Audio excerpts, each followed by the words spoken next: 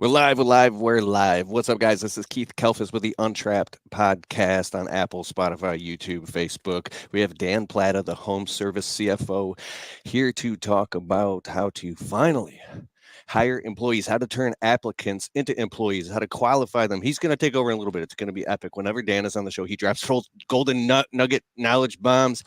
He was just here. Sorry, I do my 20 push-ups every single time. We're doing 100 push-ups a day for 30 days. You're doing it too. You already did yours today, right? I had to do extra ones today because Marty and I were doing like a workout over lunch, and there were push-ups involved in that, and I was already at 80, and I ended up at 140. I was like, man, I just feel like, but I still feel like I still got to do 100 tomorrow, because it doesn't matter if you did more than 100 today. I'm still on the clock for 100 tomorrow, so we'll see how whiny I get tomorrow doing those push-ups. Oh, bro. Yeah, dude, the other night I fell asleep at 80 push-ups. I was exhausted. And I woke up at 3:30 in the morning. I go, oh my God. And I dropped down and I did my last 20 at 3:30 a.m. And I went. It's a funny little obligation we gave ourselves. I like it, though. I like it. I'm excited, man.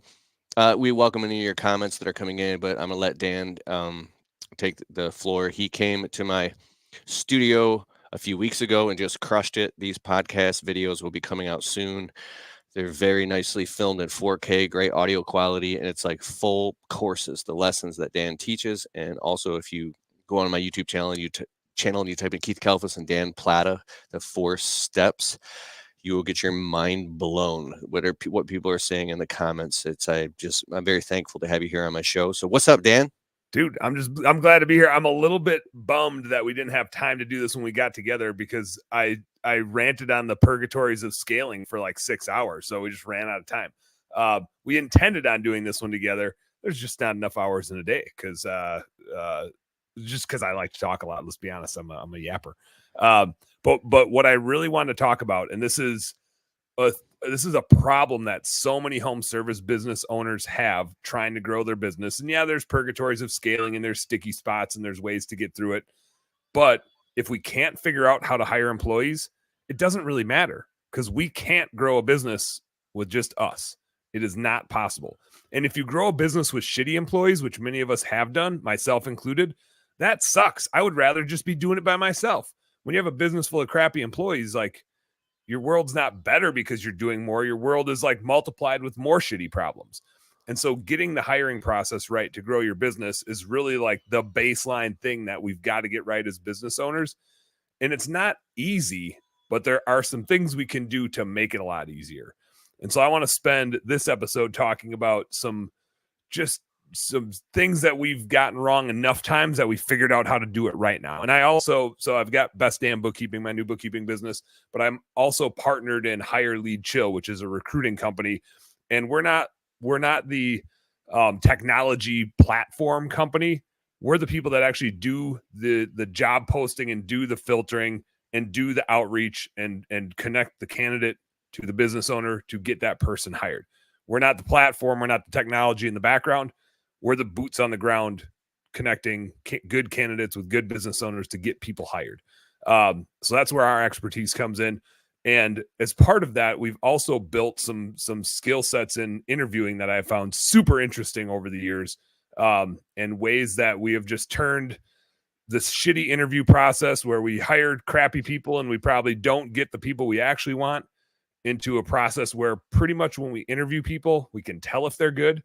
And if they're good, we usually get them. We don't interview somebody. This is a problem I always had when I used to be running our day-to-day operations and like our window cleaning and maid service businesses. I would interview people and I'd be like, man, this dude's a stud. Like, I got to get this guy. And he would usually confirm for me that he would have been a great employee, because he would be the one that would actually call me to tell me he took a different job. And I'd be like, shit, like that was the guy I needed. And then I didn't get him, but then I would hire the next jackass that came through, and I'd have a shitty employee that I had to fire in 2 weeks, type of thing. So I've lived that. I've, made that mistake dozens of times. But again, we can't scale this business and can't grow this business and can't do it in a way that we enjoy it if we don't have great employees. So before I get into the interviewing process and some of the filtering stuff that we found to be useful, I want to step back to the things where I see people going wrong right from the start. myself included, right? This isn't like a blame thing. This is just a trap that we get put in as business owners because of the frustration of this hiring process. And we see it all over social media, right? Nobody wants to work anymore. Nobody will show up every day. Everybody's showing up late. Everybody's no-showing, right? It's like we have this like total no-show society and like lack of communication going on. And I'm not saying that those things are totally wrong, but what I would like to point out is I know plenty of damn business owners that are crushing it. And I'm pretty sure that if they're crushing it, they must have a really good team. So somebody's figuring out how to hire these people, and maybe they ain't going to tell you how they're doing it, but I am. So sorry, people that are crushing it. Now I'm going to help everybody else crush it too. But typically, and I see this in our recruiting business too, typically when somebody's having trouble hiring people, there's one place they need to look. The fucking mirror. Just go start there. Because if you can't hire people, or if you can't keep people, it's you. It's your job to create, and like that's shitty, right? But if you're mad that I just said that, you also kind of know that it's true. And I've been there. I've had trouble finding the right people or keeping the right people because I didn't create a job that they wanted. At one point in time, we had 10 different businesses when I was running Blue Skies. Would you want to work for me?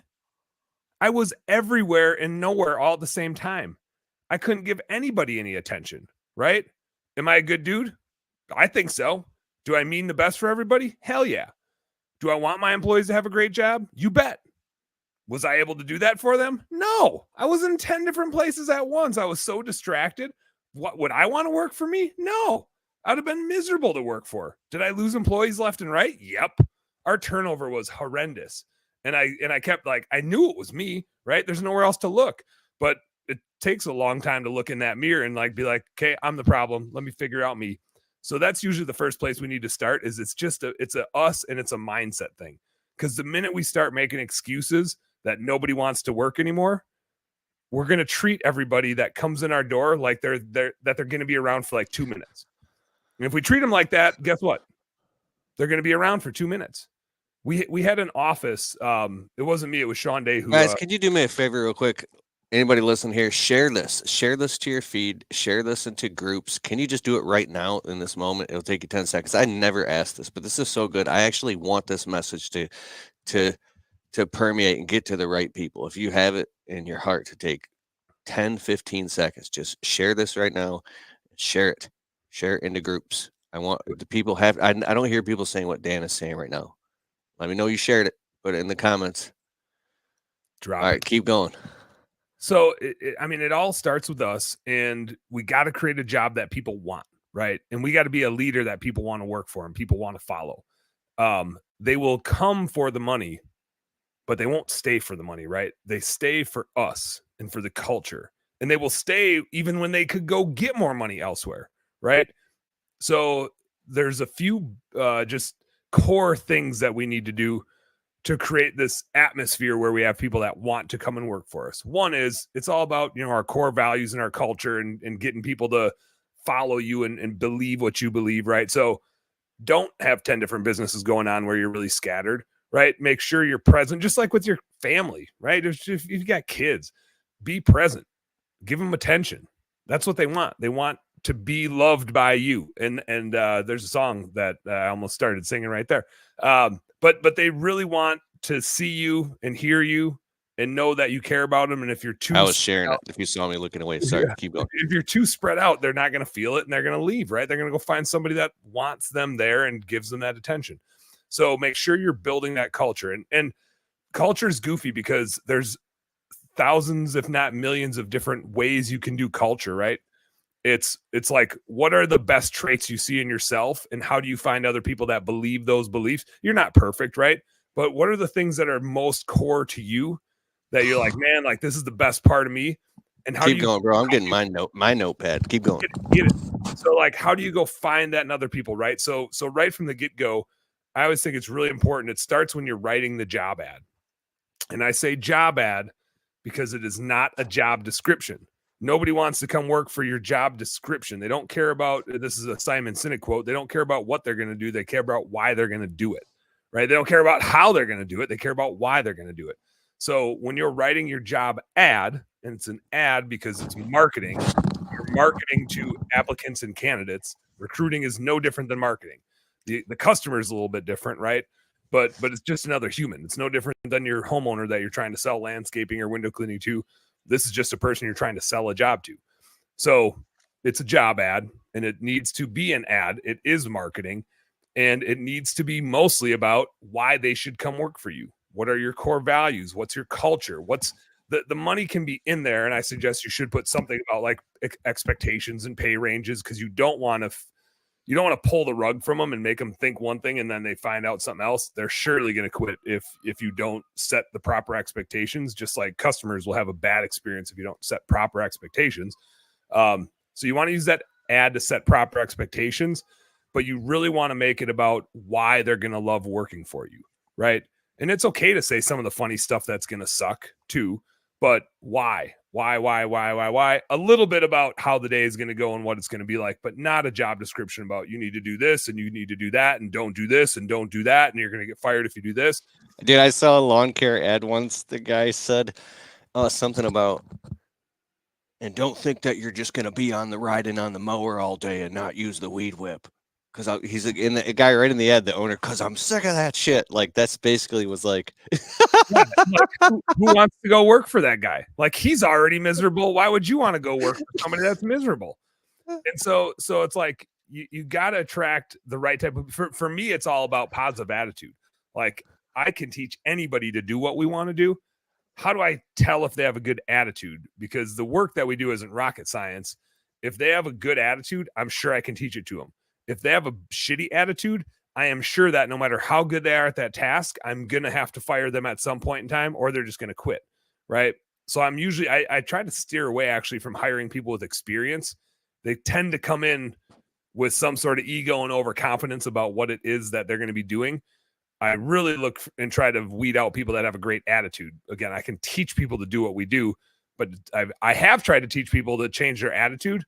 And I've put up with shitheads for way too long doing that and lost a lot of money doing it, because as hard as they would try, a negative person just tends to be a negative person, and I'm not a therapist. And so I spent a lot of my, nights awake and my money trying to like help people that it wasn't my job to help. So anyway, I digress. That job ad, it's got to be an ad, right? The goal is to get as many clicks as possible. It's not to use the job ad as a filtering system. Get as many clicks as you possibly can. Then get it into what's called an applicant tracking system. There's a whole bunch of them out there, some sort of scoring system. When we do this at Hire Lead Chill, we try to make it really fast. So there's some very like elaborate scoring systems out there. In our experience, those take way too long. If it takes 5 to 10 minutes for somebody to fill it out, it's probably too long, right? This is a speed game. You're already going to get a bunch of no-shows right there because they don't know you. They don't know you yet. They're not going to invest their time. It's your job to invest your time in them, not their job to invest in you yet. Eventually you'll need them to, but you're the one with the sale here. You're the one that needs them to be a buyer. They're not selling to you. You're selling to them. Again, you're marketing. You're selling. So make it fast. Some sort of scoring system. We have a really simple one with like 10 questions, and it's just 10 questions that we have data on that says, is this person generally going to stay for a long time? Because if they're going to stay for a long time, it tends to mean that we like them and they like us, right? And so there's one underlying thing we just always need to get to is, are they going to last for a long time at our company? If the data suggests that, yes, let's go. And then we get them into an interview, and we try to make this process as fast as possible to go from they applied to get them to an interview. There's one thing that I see. No, there's not one thing. I've said that like 4 times already. So this is like another thing, another one of the one things that I see over and over again, people complaining about, which is, well, I had all these interviews set up and then I had all these no-shows. And then I hired all these people and they all no-showed. And is that happening? Yep, you bet it's happening. And is it the problem of the candidate? Nope, it's your problem. It's your mirror that you need to go look into. if they sign up for an interview and don't show up, your job ad wasn't memorable enough or sexy enough to get them to actually show up to the interview. It was sexy enough to get their attention that they clicked on it. But remember, they apply to about 30 jobs in 5 seconds. It's a digital world, right? It's digital recruiting. If you have a job ad online, they are applying to your job ad and like 40 others at the click of a button. That doesn't make them a bad person. They just overcommit, which you and I would do too if we were out there. Be like, that sounds interesting. That sounds interesting. And you know this happens because half the people you talk to, if you reach out to them, they're like, who is this? What job is this for? They don't remember that they clicked on your job, right? And they're generally going to be more disorganized than you are, which is surprising because we're entrepreneurs. We're always a little bit scattered. But they're generally going to be more disorganized. They didn't keep track of the 40 interviews they just signed up for and the time of all of them, right? So you need to be memorable. You need to be the one interview that they signed up for. We're like, I'm not missing that one. And that is based on your job ad and how you get them through a scoring system that makes them feel special, right? So you're selling. You need to make them feel unique. You need to make them feel special.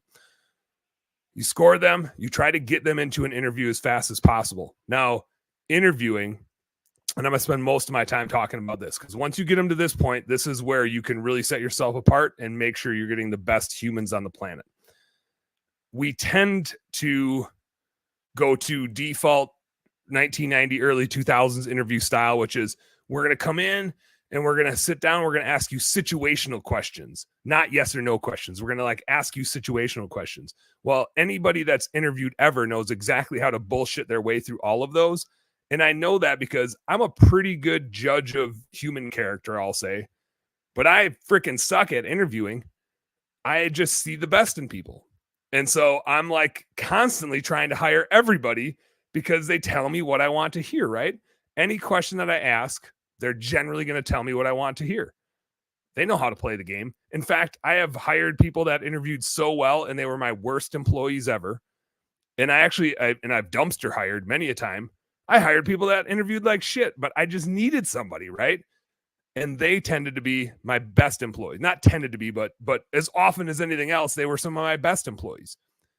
And it just told me like this interview of me versus you sitting down and me asking you those questions is not at all a useful filtering system. I might as well just hire them once they pass my little 10 question scoring thing. Because I'm not better at weeding these people out after that point in time. But that also isn't great because then I still am hiring a bunch of people that aren't a good fit. And the more people you hire that aren't a good fit, the more it erodes that culture you work so hard to build. So like you need to be a little bit picky. You don't just want to let anybody in the door because you're trying to get a bunch of A and B players on the team, or, you know, A players, you'll have a few B players, but you really can't afford to have C players. And the more of those you let in, it's a sure bet you're going to lose your A players. Now you're stuck with a team full of B and C players, and your C players are going to quit because that's what C players do.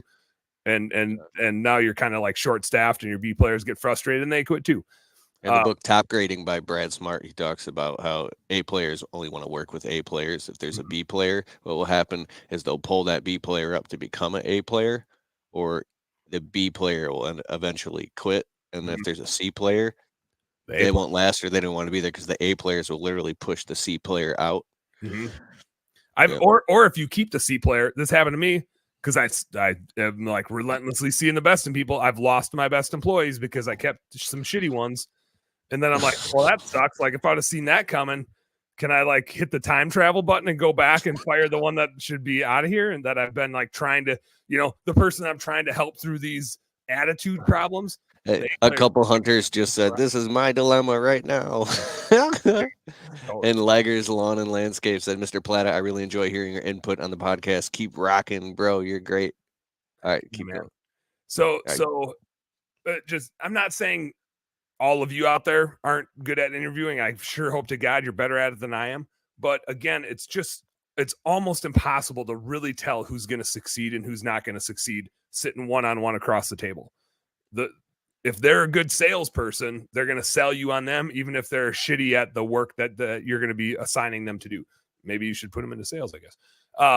So here's a thing that we found to get through this point.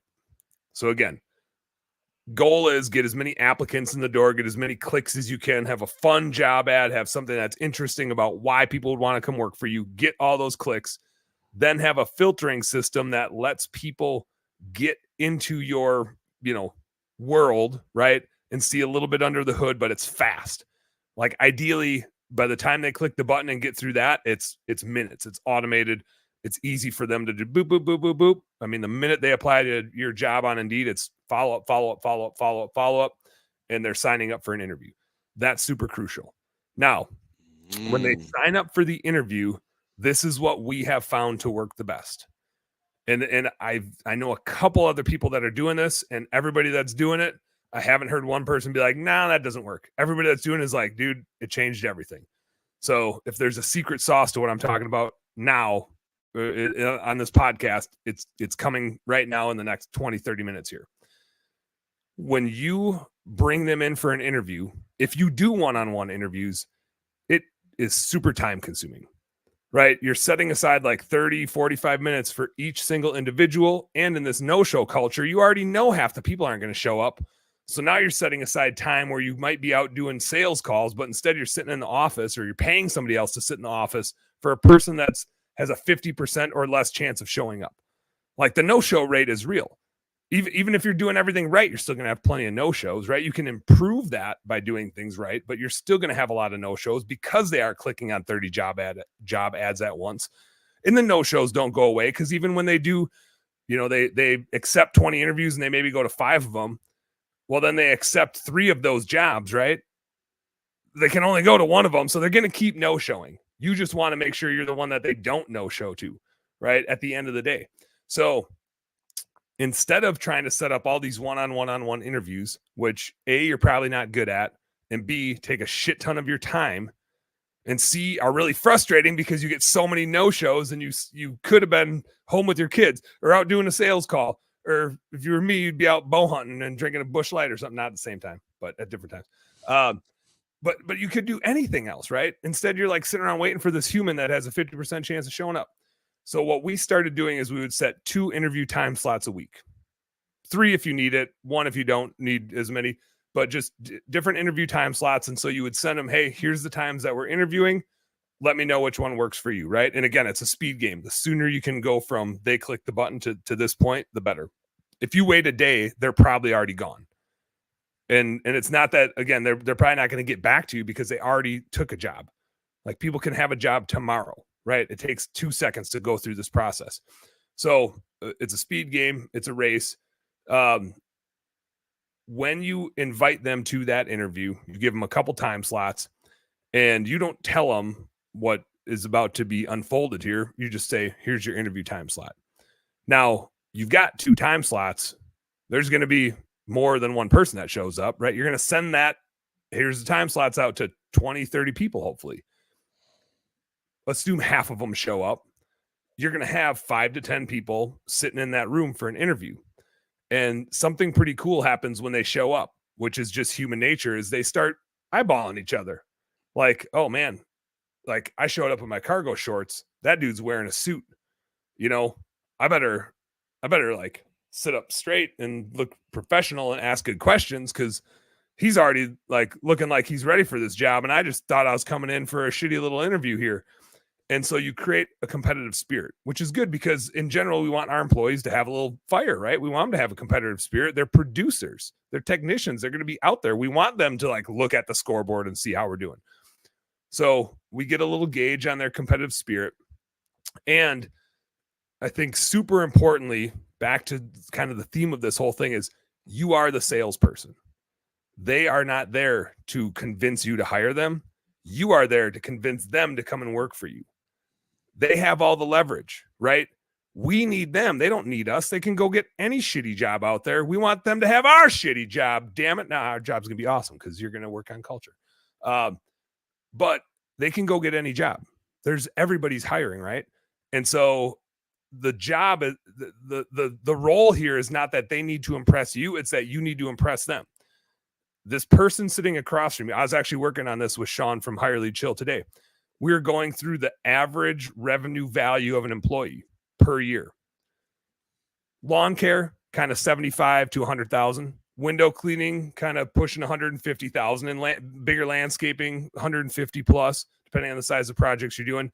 Pressure washing, like 200,000 a year in revenue. Fleet washing, like 225. Landscape lighting, 300 to 500,000 revenue per employee, per good employee that shows up every day. Those are what the fuck planet? I dropped the F-bomb. You got me triggered. What planet are you on? Dude, these are the average numbers from good producing employees. Like my window cleaners can go out and easily do $800 a day by themselves. Easily. My good ones do $1,200 a day.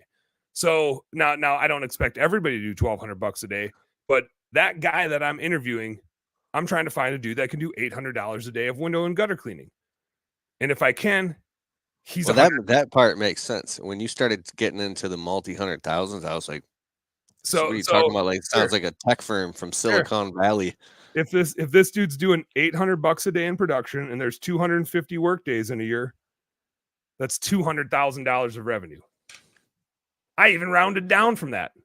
$800 a day, $800 a day, 250 days is $200,000 of revenue. That's my window cleaner and gutter cleaner dude. 2 guys or 1 guy? One guy. One guy can do $800 in a day. If you how many days? 250 work days in a year. There's like 250. Yeah. Let me see. How many months are in those 250? It's just 250 days in a year. There's 250 work days in a year. Take out holidays and weekends and vacation days. There's about 250 work days. Oh, in a 365 day year. Because are they going out in the freezing cold in the middle of the winter? It's geographically dependent, right? So if you're in our geography, that's why I said 150, right? I didn't put 200. If you're in Florida or Texas, you can go out all year, right? So point being is the person across from you is generally worth hundreds of thousands of dollars. What client do you have that's worth $100,000 or $200,000? Like probably for most of us, none. But that employee sitting across from you is worth that much revenue if you find the right one.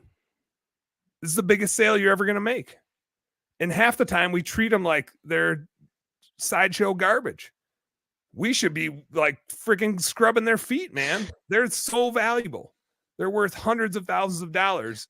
And I feel like there's like this might just be going on in my brain, but I feel like there's an elephant in the room and I have to just address it real quick. Hit it.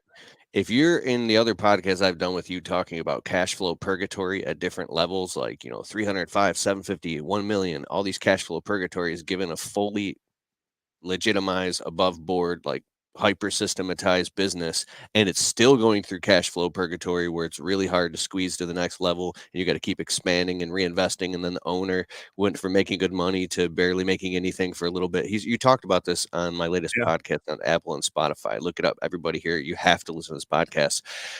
With all that happening,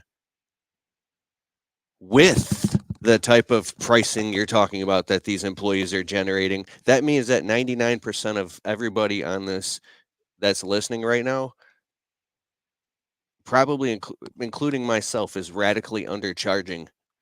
That's fucking mind blowing to me, bro. I could see it in like high end tree trimming and like maybe fucking like unless you have a hyper systematized business where you're like your funnel's huge and you're qualifying the shit out of every customer and you're like a surgeon's scalpel closing only the highest ticket jobs, and they're like boom, boom, boom, boom, boom. Just your schedule's packed with all jackpot jobs all the time.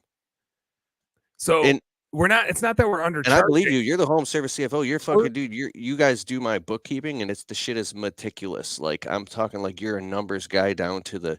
Where every penny is in and out, and I believe you 100%. I'm just like, I want to have more conversations about this in the future, and I'm not trying to like, what happens? Divert this podcast to something else, but I'm fired up. This is a really good point, though. What happens isn't that we're undercharging; it's that we keep turning people over. So like one guy doesn't make $200,000, he makes us 30, and then he quits or we fire him, and then we go hire a new guy that makes another $40,000 or $50,000, and he doesn't stick, right? So the problem isn't that we're undercharging. We have 15 guys in our residential window cleaning business in Minnesota. On average, we're shut down for 4 months out of the year. Like the couple guys that we have that stick around all year will produce. Like one guy will do 150, another guy will do like 130, right? We're shut down for 4 months out of the year. We don't do snow removal and stuff like that. The reason why we have 15 guys for a business that does a little over $1 million is because we have these ups and downs because we haven't perfected the keeping everybody. And part of that was like, historically I was always spread too thin. This year, Andy, who runs that business, had 2 different businesses. And so he wasn't present. And our office manager wasn't good enough to keep him. So we were like turning over employees and we were hiring crappy employees. And it really matters. It pulls that revenue per employee way down. This revenue number is like, you need to go find the right person. Most time we don't. And most of the time we don't keep them because we're not doing this right. We're not finding the right person. I can see that. Having A-player rock star employees that you're confident enough to just go out and crush it with the sales and marketing and work on the business.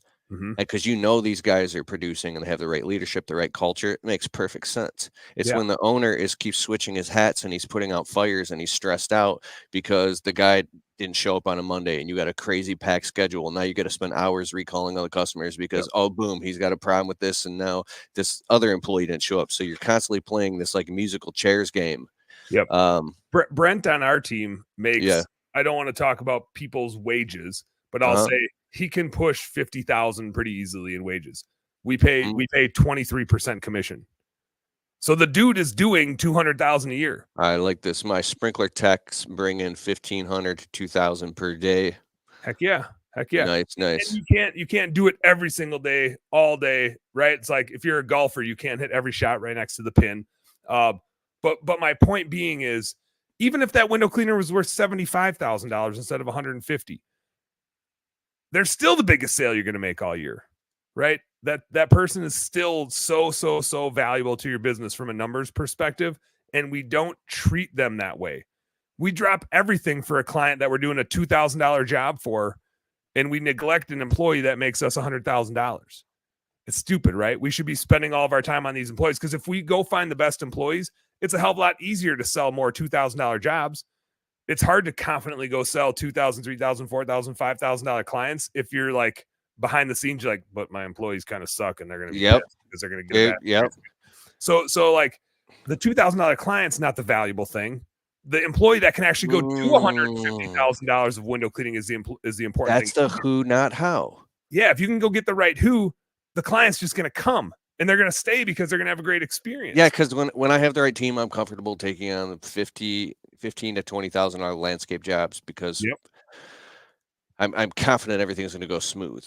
When I don't have right guys, I want to keep the average jobs down below 7,500 because I don't want the stress. You don't want some. All right, is the Southeast Soft Wash? Is that Cody from Southeast Soft? Is it?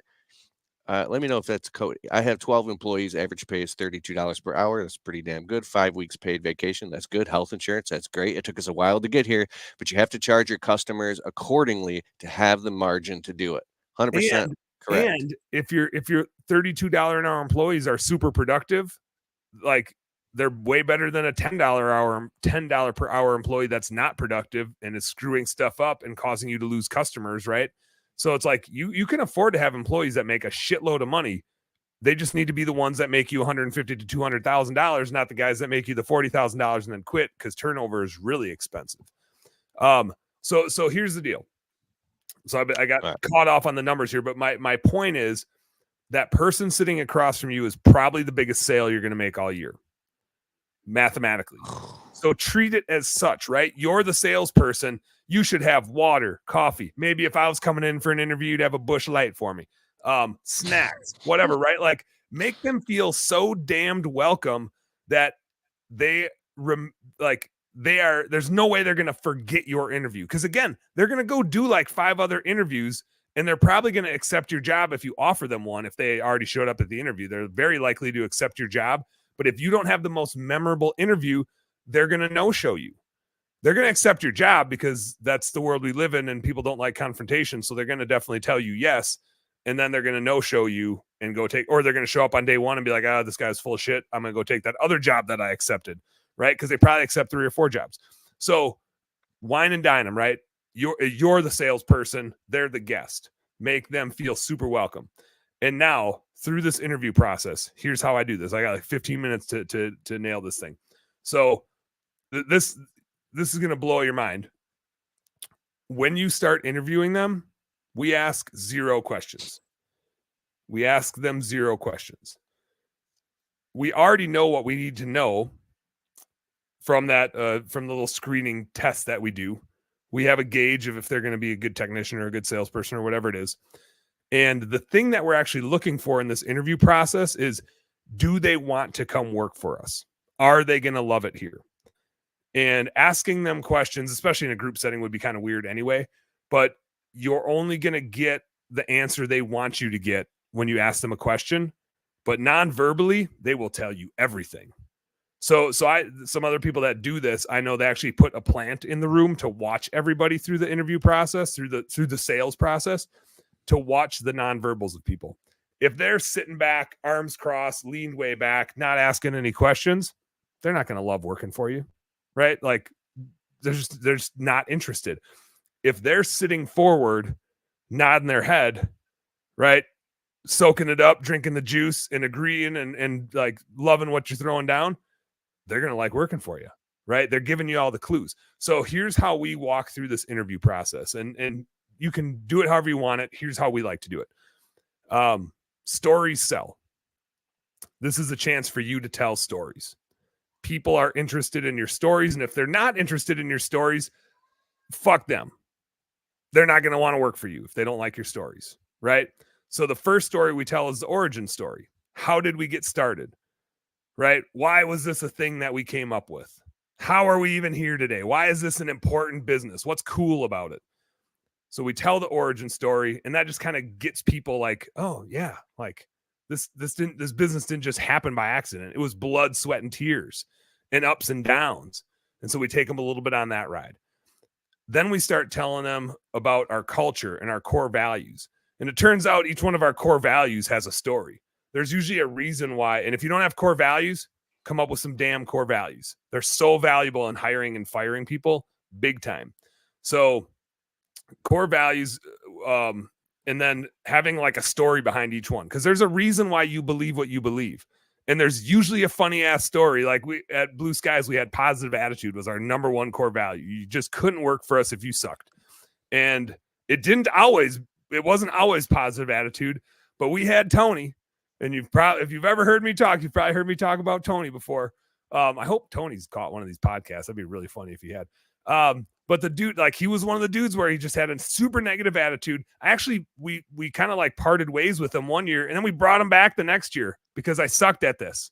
That was how bad I was at it. I actually brought back a dude that I knew was not a good fit, but we just were desperate and we needed technicians. I've done that. Right? Yeah. Then, like I said, I'm not immune like to this 3 at all. times. I've made these mistakes over and over again. That's the only reason I feel comfortable talking about it. But one day, I mean, Tony was relentlessly a whiner. He was good in the morning. He showed up like 20, 30 minutes early every day and would be super organized. So it was just like, man, when you saw that, you were like, all right, Tony's back. We got like, he's cranking it out. But by noon, he was just the biggest diva. Every little thing that went wrong, which like we're driving out to people's houses to do jobs on unpredictable properties. Nothing is going to go perfect, right? But everything that went wrong a little bit, he put it in this chest of emotion. And then at some point he would just snap, and it damn near happened every day. He would just lose his mind about the smallest thing. He like couldn't get over tiny little things. It was a psychological issue that he had, is like maybe like a bipolar thing or something that we couldn't figure out what to do with. But literally one day his route had him going like across town. And I'm like, Tony, you chose this job. You know, we don't get to choose where our clients live. Somebody's got to take that route. Today it was you. Yep, you had the shitty route today. We all know it, especially now that you just complained about it for like 4 hours. We're all well aware that you had the shitty route today. Brent, when he built the schedule, he was also aware of that. So tomorrow, your jobs are literally across the freaking street from one another. So you literally don't even have to park a second time, right? Across the damn street. The next day, can't make this up. Tony finishes his first job. The minute he's about to start his second job, he's like, God damn it, I don't even have time in between these jobs to take a smoke break. That guy's standing on his porch looking over here like I'm doing something wrong because I'm not starting. Like he just went off about his job being right across the street. And I was like, I just don't like, what do you even do? Like you're going to complain no matter what the hell the schedule is, right? So that's our positive attitude story. And I would tell that story in an interview, because that's a funny ass story. And so I'd say like, hey, if you're like Tony and you can't handle things going wrong, you ain't going to love it here. And the whole point of telling these stories is I want to find people that are going to love it here, that can bounce back and think the fun part of that is telling the story about it later, right? We've had naked people in houses. We've had masturbation stories. We've had naked old lady stories. We've had every kind of, like, we're going into people's houses cleaning shit. We had maid service businesses too. So you get some really weird customers in there. Like, That's horrible. if you can't roll with all the stupid shit that happens in these businesses, don't come work here. Like, stupid stuff's going to happen. It's usually the funny stuff we all tell stories about later. It's called type 2 fun. But if it's going to ruin your day when something goes wrong, just don't come work here. Because if you can't have a positive attitude about, oh, you got to Mrs. Jones's house and then her kid was sick, so she told you to not do the job right. If that's going to absolutely ruin your day, that now you got to wait for a little bit before you go to your next job, don't come work here, because that's going to happen like by next week. It's just going to happen. It's the world we live in. So anyway, so we would go through each of the core values. We would tell stories about the core values. And again, when you're telling stories, people that are engaged in the story are like nodding their head. They're agreeing with you, right? They're soaking it up. And if they're not, they don't want to come work for you. They are not interested in your business or your business model or your culture, or whatever you have. And so as you go through the interview, that's really what you're looking for. We talk about pay structure. We talk about what a good day looks like. We talk about what a bad day looks like and some of the funny stories. And just like, hey, if you can't roll with these things, like, you ain't going to love it here, right? And we just keep trying to filter that out. We only want it. We only want you to apply for or to accept this job if you're absolutely going to love it. If you don't try to work here, right? If you're not going to absolutely love working here and jump out of bed to come to this job, I do not want you to accept this job, because you're going to be miserable. And if you are miserable, I'm going to be miserable. And that's a pretty shitty relationship. So let's not go down that path. We get into pay structure a little bit. So we pay commission style pay. And so we would talk about how that works and how this guy got paid for doing these jobs and that guy got paid for doing those jobs. And then we really just kind of wrap it up with like, hey, ask your questions, right? Let's field some questions. What questions do you guys have? And so that's kind of fun. You get a little competitive nature going again. And then we leave it open-ended. We say, hey, like, it's our job to make this a place you guys want to work. It's not your job to come and work here. The obligation's on us. I tried to open everything I could open. I opened the hood. I opened all the doors. I opened the windows. Like, I think I showed you everything I can think to show you to help you decide if you're going to love it here. And if you're not sure, don't come work here. Only come and work here if you're absolutely going to love it. I don't want you to take that chance. There's another job out there that's a better fit for you if you're not quite sure if you're going to love it. If you are 100% absolutely positively sure that you're going to love it here, when you get out to your car, shoot us a text message. You know how to get a hold of us. Let us know that you're going to love it here, and then we'll work on a start date for you. But just assume if you're here, assume you're already hired, right? If everybody says, hey, I'm going to love it here, we probably can't hire all of you. But like I said, unless you're absolutely 100% positively sure, don't come work here. Get out to your car, shoot us a note, let us know if you're interested in working here, and then we'll figure out the details after that. So we don't put any pressure on it. We leave it open-ended.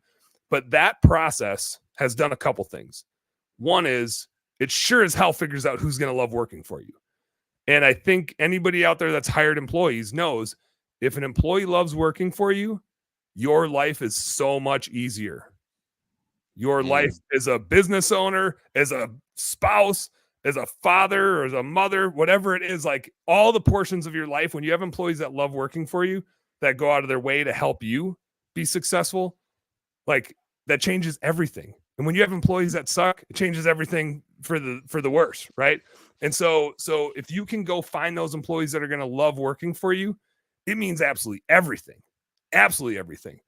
So that process for us has helped find that, because the whole time we're just talking about, just like I just did for the last 20 minutes, like, you need to love it here. You need to love it here. Only apply if you're going to love it here. Only accept the job if you're going to love it here. And so we work so hard to weed that out. So when they do accept the job, they're usually not going to no-show, because the people that accepted it because I told them 1,000 times to only accept it if they're going to love it here. Now, have people slip through the cracks and they sucked? Yep, absolutely. But way, way, way better percentage of people that accept the job show up. Like, the no-show rate is way down. And that rate of like people we need to fire in the first week or two, way down as well. because the only people that actually came. Now we have had people say, "Hey, I'm in," and we've had to say, "We actually don't think you're going to love it here." Like throughout the process, we didn't think it was a great fit. We're going to pass for now. Not to say you're never going to work here, but we have too many other people that are interested and we can't bring everybody on board. And we didn't get the sense from you that you're totally going to love it, right? We've had to say that before. What I think is really interesting, back to the when I did one-on-one interviews, there were people that I really wanted, and they would choose a different job because I couldn't convey, or maybe I conveyed what the reality was, which is I was super scattered and I couldn't give them enough time, and they didn't want to come work for me. And like I said, I could tell they were good because they'd be the respectful people that would call to tell me they took a different job. And I was like, dang it, I knew they were going to be good. But when we do it this way in the group interview style and tell stories and we sell to them instead of having expectations of what they're going to do for us, the ones that we really want, we get, like, every time. There's nobody that walks out of that room where we're like, we want that one, and they don't come work for us. So if you can do that, if you can find people that are really going to love working for you and the ones you want, you get. And again, like, part of it is just, if I only have to do 2 hours of interviews a week instead of line up 5 to 10 hours of interviews to then have a bunch of people no show, like, it saves me a whole lot of time to do the group interview thing. So it's time savings, it's quality, it's speed. It's all around. Like, if you could do one thing and take one thing away from this, do the group interview. Exactly. Tweak it how you want to tweak it, right? It's your thing. You got to make it about your culture and your style. But damn, if we had been doing that when we had all these maid service businesses and so forth, it would have changed everything. It would have changed everything. I'm glad we didn't, because I'm glad now I just get to focus on bookkeeping stuff and recruiting stuff. But man, it's been night and day for us, and makes, like I said, I mean, for selfishly, makes the business a whole lot more fun to run too.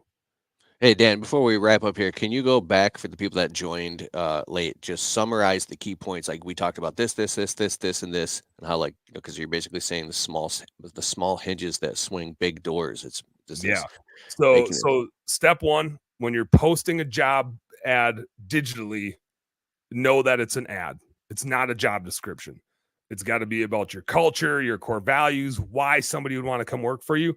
It's good to talk about money in there, because just like when you're back in the dating scene and you're checking out the other I wanted to say opponents. That probably was that way for me when I was in the dating scene. When you're checking out the other folks out there that you're interested in, like, it's looks, right? Let's not kid ourselves. When people are looking at your job ad, they're looking at roughly how much money they're going to make, but that will never keep them, right? Just like looks can't keep you in a relationship, your culture and your core values are what keep people.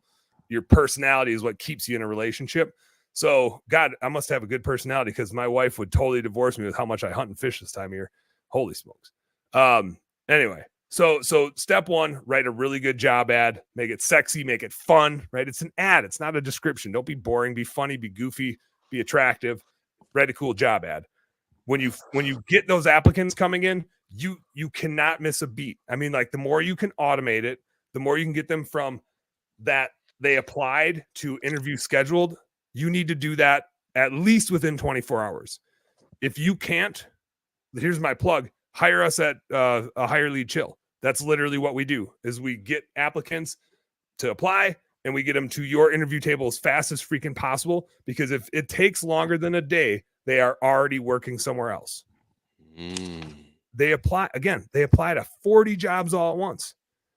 And so the no-shows aren't their fault. It's your fault. If they no-show you anywhere along that phase, it's because you weren't sexy enough.